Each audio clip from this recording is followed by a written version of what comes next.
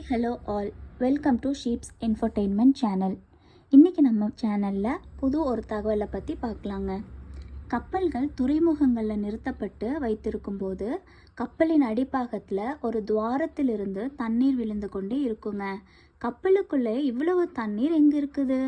ஏன் இந்த தண்ணீர் எல்லாம் கப்பலில் இருந்து வெளியேற்றப்படுகின்றன? இதற்கு பின்னால் உள்ள அறிவியல் தான் என்ன? வாங்க பார்க்கலாம்.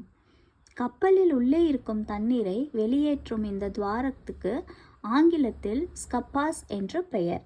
கப்பல் நடுக்கடலில் பயணிக்கும் போது மிகப்பெரிய அலைகள் ஏற்படும் போது கப்பலின் டெக் பகுதி எனப்படும் மேல்தளத்தில் உள்ள தரைப்பகுதியில் தண்ணீர் விழுவதற்கு அதிகமான வாய்ப்புகள் உள்ளன.